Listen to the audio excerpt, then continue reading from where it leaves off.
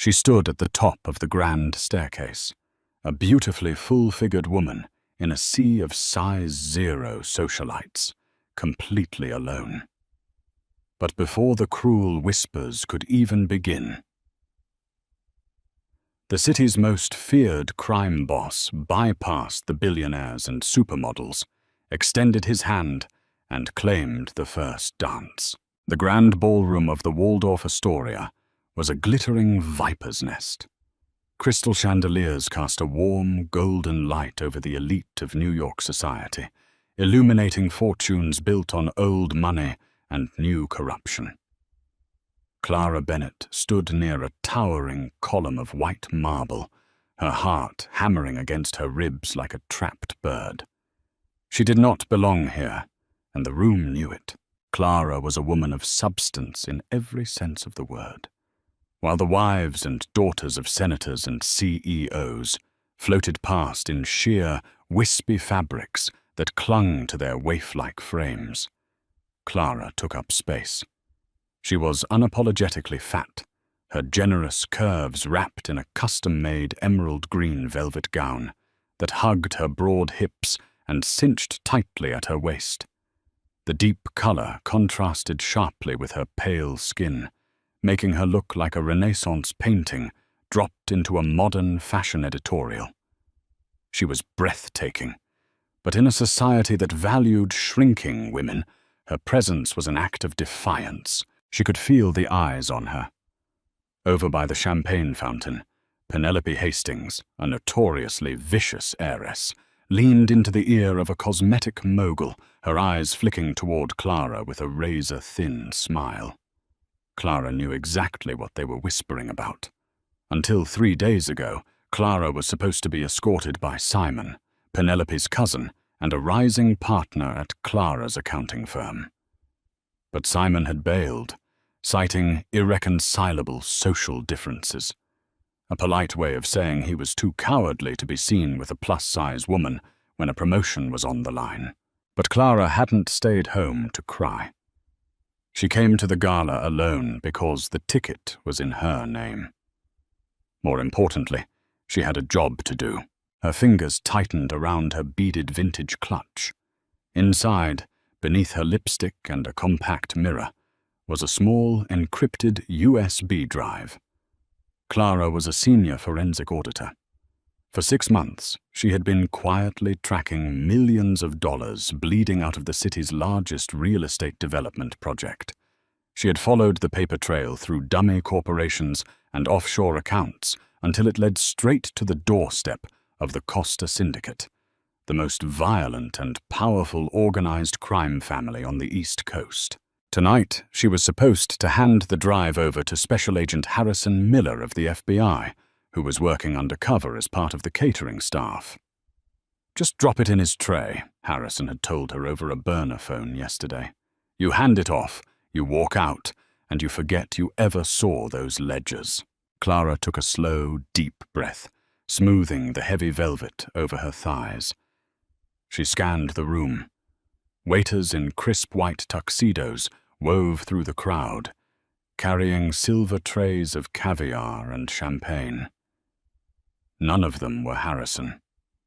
Panic, cold and sharp, began to uncoil in her stomach.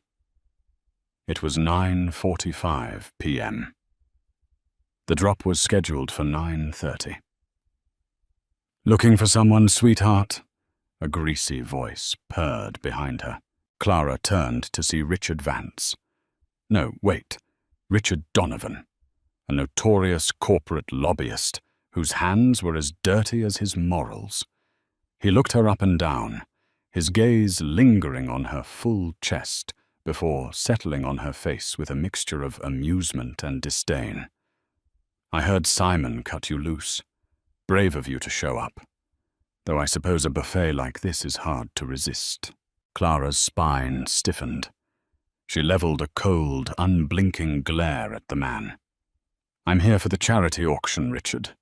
Though looking at the guest list, I see they've lowered their standards for admission." Donovan sneered, leaning in closer.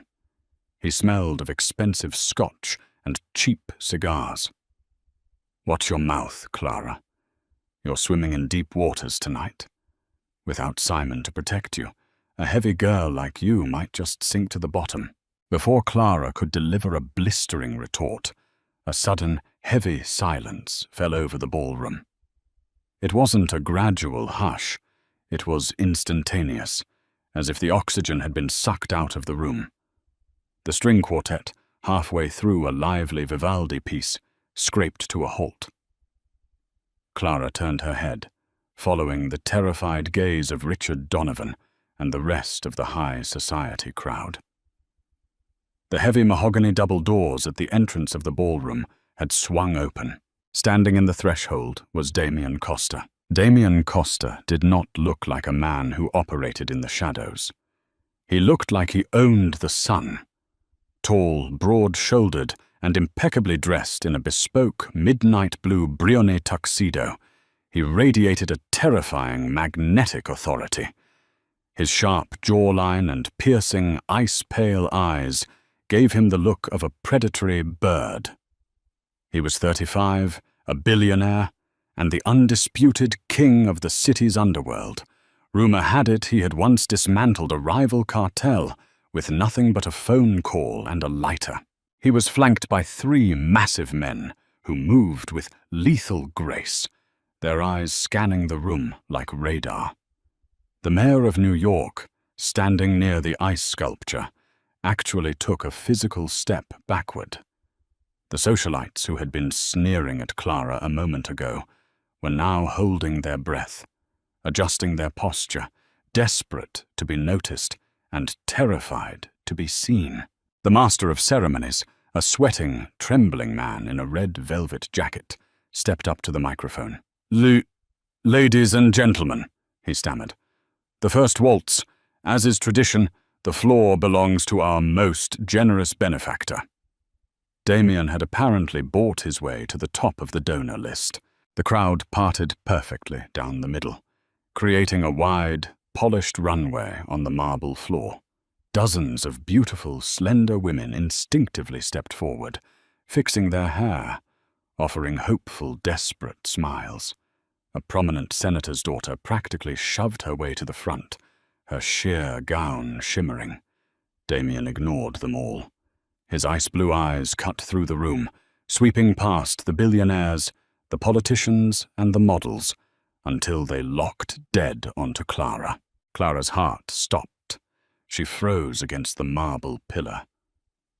"He knows," her brain screamed. "He knows about the flash drive." Damien began to walk. The slow, rhythmic click of his polished shoes echoed in the silent ballroom. He bypassed the senator's daughter. He walked right past Richard Donovan, who immediately shrank back into the crowd like a frightened rat. Damien stopped exactly 2 feet in front of Clara. Up close, he was even more intimidating. He smelled of rain, bergamot, and gunpowder. Clara felt overwhelmingly exposed, her large, soft body a stark contrast to his hard, chiseled frame. But she refused to cower. She tilted her chin up, meeting his terrifying gaze. "Miss Bennet," Damien said. His voice was a low, gravelly baritone that sent a shiver straight down her spine. "Mr. Costa," she replied, fighting to keep her voice steady. He extended a large, scarred hand toward her. "They're playing our song." The orchestra hadn't even lifted their bows yet. A collective gasp rippled through the ballroom. Whispers erupted like wildfire. Why her? Why the fat accountant? Is this a joke? Clara looked at his hand, then up at his face. "I don't dance, Mr. Costa. And even if I did, I wouldn't dance with you." The corner of Damien's mouth twitched upward in a dark, dangerous smirk. He leaned in, his lips hovering a mere inch from her ear. When he spoke, his voice was meant only for her. "Agent Harrison Miller is dead, Clara," he whispered softly. Clara's blood ran ice-cold. Her breath hitched, her fingers tightening around her clutch in a death grip. "He was intercepted in the kitchen 10 minutes ago," Damien continued, his tone conversational, as if commenting on the weather. "The men who killed him work for the Antonov family. They know you have the drive. They are currently covering all 4 exits of this ballroom." Damien pulled back slightly, locking his eyes with hers. "If you try to walk out of here alone, you will be dead before you reach the valet. If you take my hand and dance with me, you live." Clara swallowed hard. Her mind raced. As a forensic accountant, she lived by logic, numbers, and calculated risks. The probability of survival without the FBI agent was 0. The probability of survival in the arms of a mafia boss? Unknown. But unknown was better than 0. Slowly, her hand trembling just a fraction, she placed her palm in his. Damien's grip was firm and hot. Without a word, he pulled her away from the pillar and led her to the dead center of the ballroom floor. He signaled the conductor with a brief nod. The orchestra immediately launched into a hauntingly beautiful sweeping waltz. Damien pulled Clara flush against him. One of his large hands enveloped hers, while the other settled firmly on the bare skin of her lower back, exposed by the deep cut of the emerald gown. Clara gasped at the contact. She was hyper-aware of her own body. The plushness of her stomach against his rigid abs, the weight of her thighs as they moved together.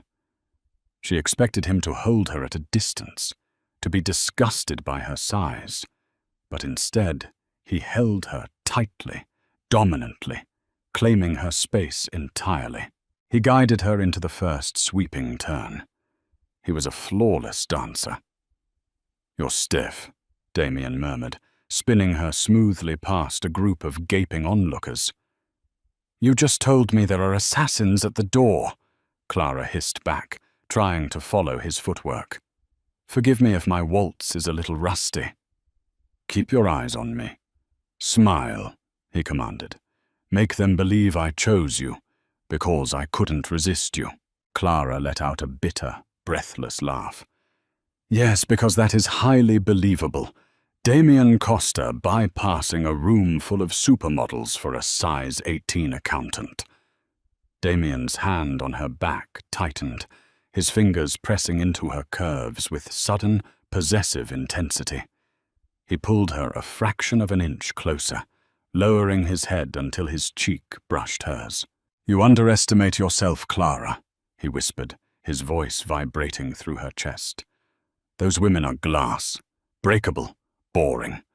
I prefer a woman with substance, a woman smart enough to dismantle my entire financial empire from a cubicle on the 40th floor."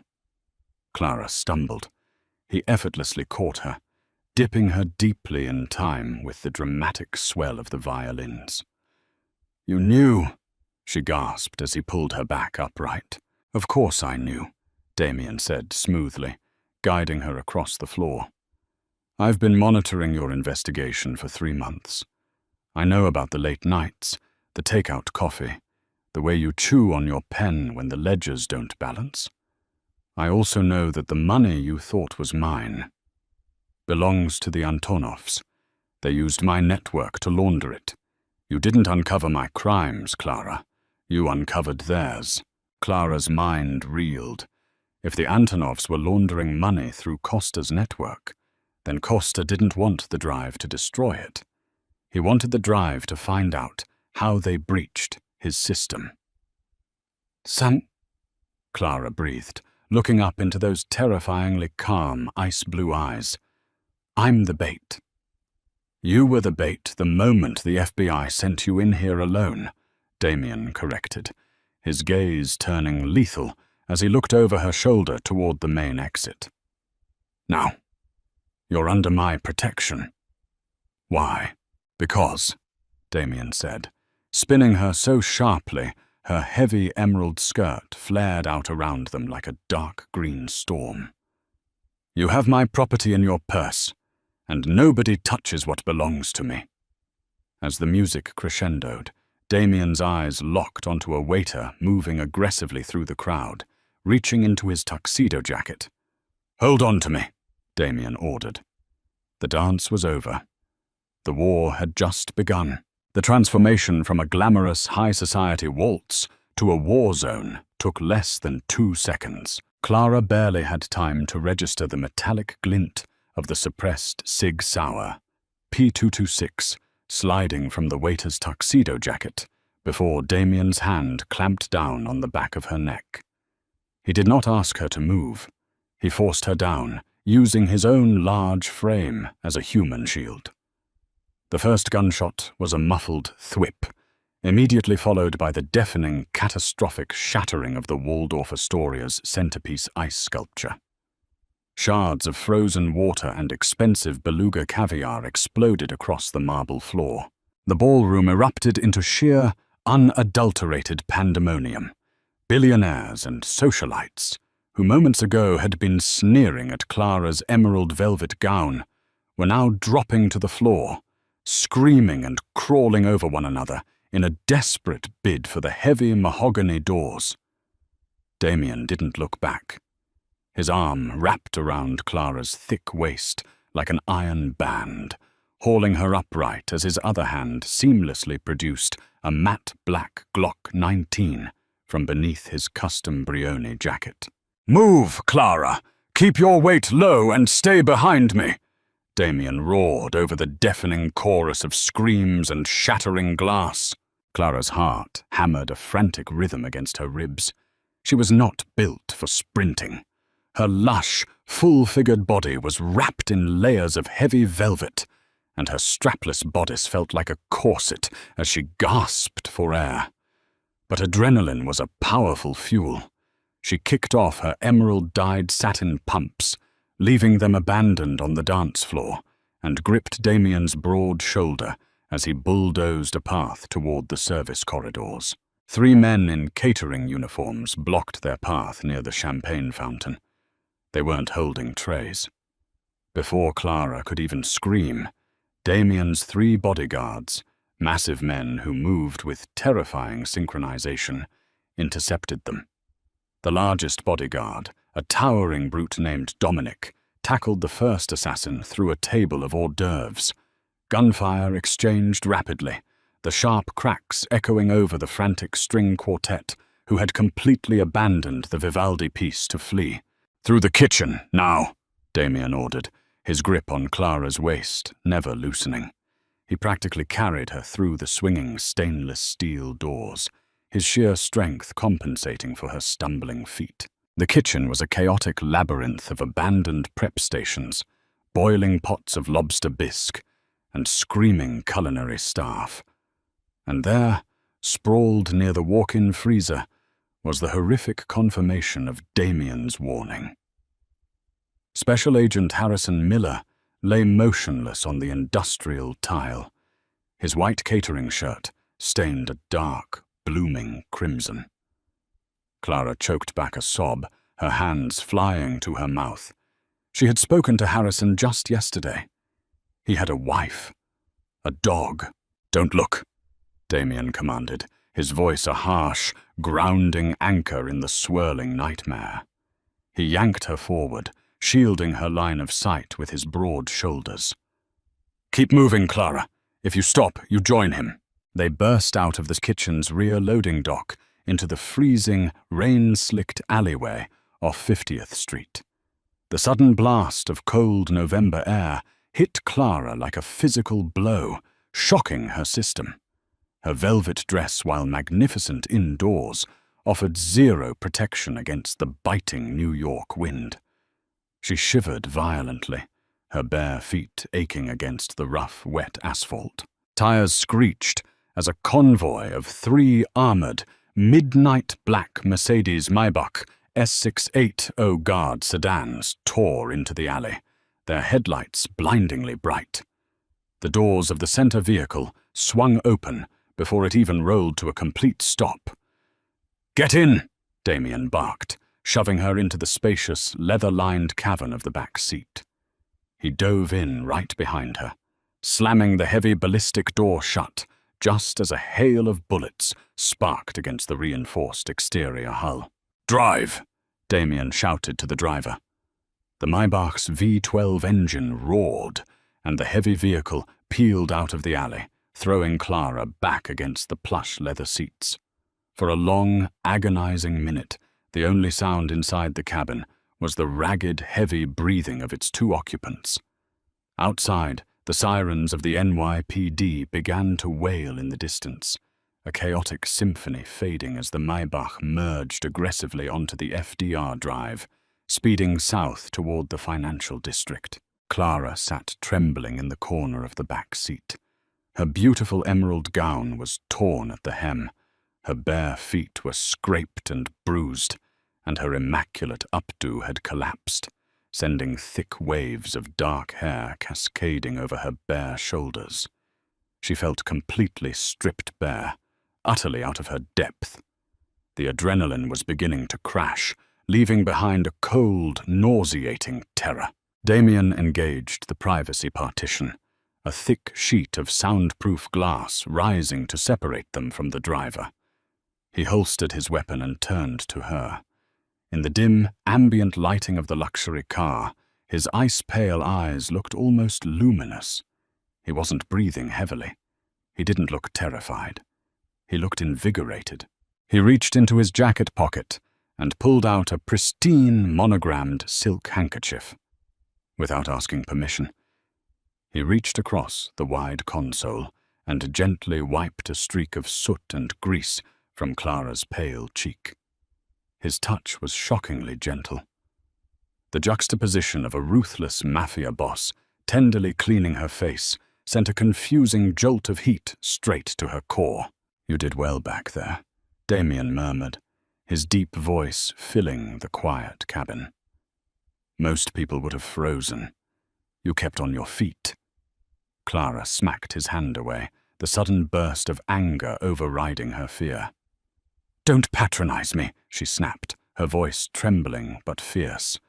"A federal agent is dead. I was almost shot over a charity dinner.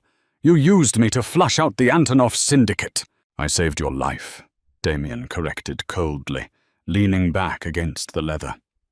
"The Antonovs knew who you were before you even stepped out of your Uber tonight. If I hadn't claimed you on that dance floor, you would be bleeding out next to the champagne fountain right now."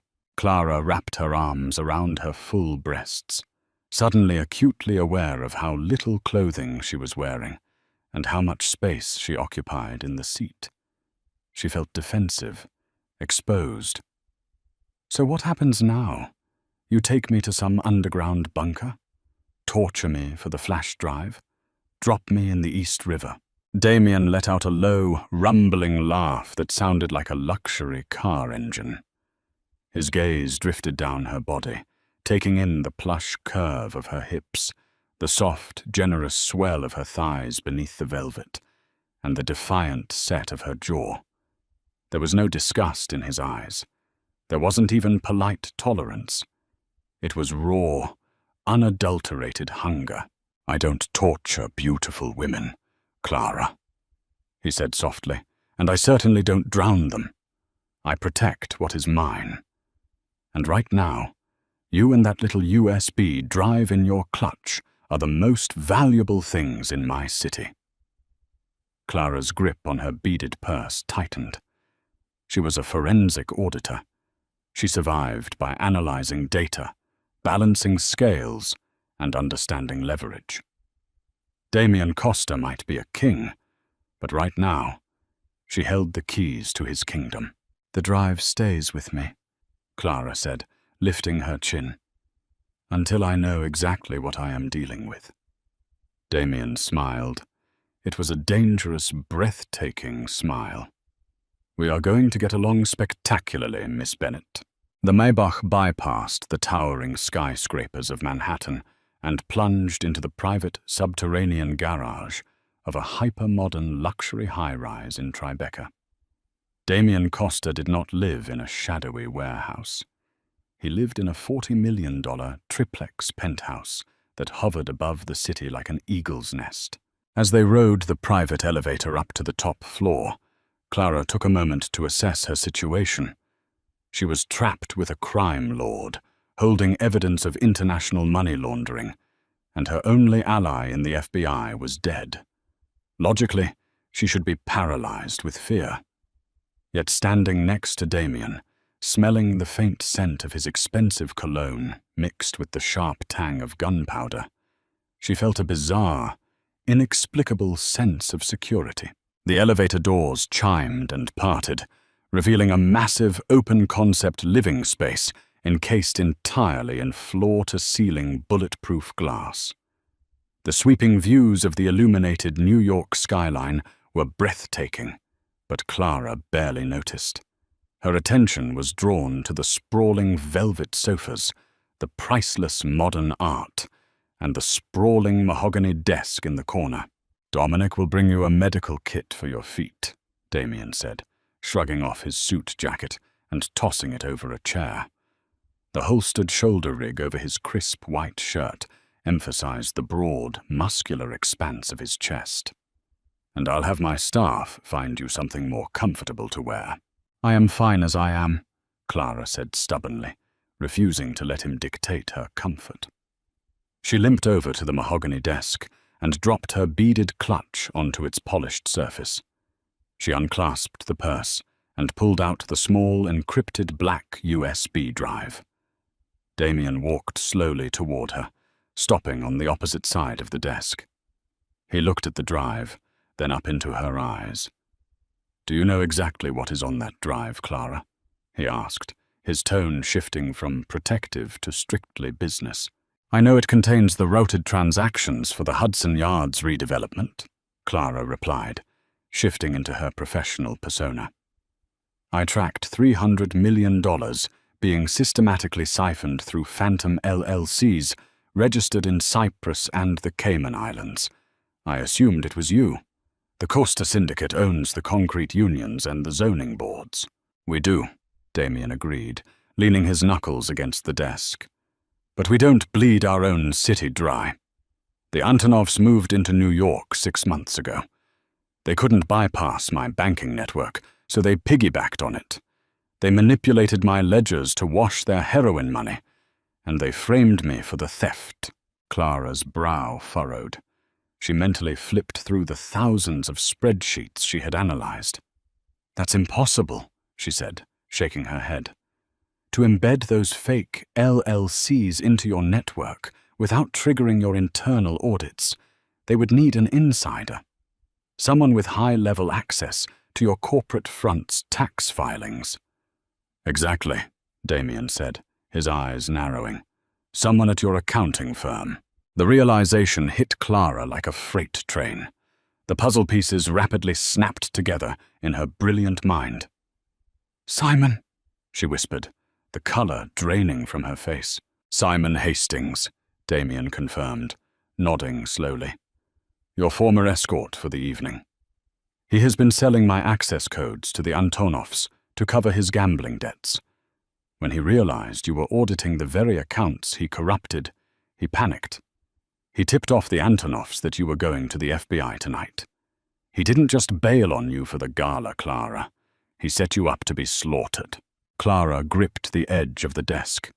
The betrayal stung, but the sheer, cold-blooded malice of it was suffocating. Simon, the man who had constantly made passive-aggressive comments about her weight, who told her she needed to wear slimming black to partner meetings, had essentially signed her death warrant. "He thought I was stupid," Clara whispered, her voice shaking with a potent mix of grief and rising rage. "He thought because I was quiet, because I didn't fit in with the thin, aggressive corporate sharks, that I wouldn't notice the discrepancies." Damien rounded the desk. He didn't stop until he was standing mere inches from her. Clara looked up, her breath catching in her throat as his large hands gently grasped her bare shoulders, his thumbs tracing the line of her collarbone. "Men like Simon are fools," Damien said, his voice dropping an octave, rich and vibrating with intensity. "They look at you and see someone to push around.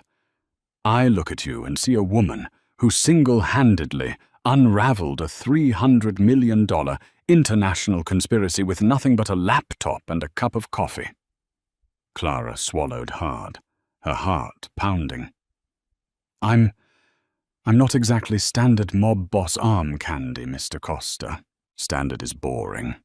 Standard is weak, Damien murmured, his gaze dropping to her lips before dragging slowly down the deep plunge of her emerald gown, tracing the generous, beautiful curves of her body. You are magnificent, Clara. You take up space in a world that tells women to shrink. You command the room. When you walked into that ballroom tonight, you eclipsed every woman there. You think I claimed the first dance just to save you. I claimed you because the moment I saw you, I knew you were going to be mine. Clara's pulse roared in her ears. No man had ever spoken to her like this. No man had ever looked at her heavy, soft body as if it were a masterpiece. It was terrifying and intoxicating all at once. "What do you want from me, Damien?" she breathed. "I need your brain," Damien said, gently pushing a stray lock of dark hair behind her ear. "I need you to decode the Antonov ledgers on that drive. Find the back door Simon built. Help me strip them of every dime they stole, and help me destroy them. And in return, Damien said, his voice a dark, velvet promise, Simon Hastings will never see the light of day again. You will have a permanent place at my side, my protection, my resources, and my loyalty. You will never walk into a room alone again." Clara looked at the USB drive, then back into the eyes of the most dangerous man in New York. She had walked into the Waldorf Astoria as an invisible, discarded accountant. She was walking out as the architect of a mafia war. She picked up the encrypted flash drive and held it between her fingers. She didn't shrink back. She stood tall, letting her full presence occupy the space between them. "I want full access to your offshore mainframes," Clara demanded, her voice steady and commanding. "And when this is over, I want the Costa Syndicate to fund a forensic scholarship in Harrison Miller's name at New York Presbyterian." Damien's smile widened, a look of pure, predatory pride washing over his face. He leaned down, capturing her lips in a fierce, searing kiss that tasted of danger, power, and absolute possession. "Done," he whispered against her mouth. "Now, Miss Bennet, let's balance the books." What an electrifying finale. Clara didn't just survive the night. She turned the tables and claimed her power alongside the city's most dangerous kingpin. Will Clara and Damien's explosive new partnership bring down the Antonovs, or will the underworld tear them apart? If you loved this thrilling mafia romance and want more fierce, curvy heroines who don't back down, smash that like button. Share this story with your friends and subscribe for more incredible tales. Leave a comment below.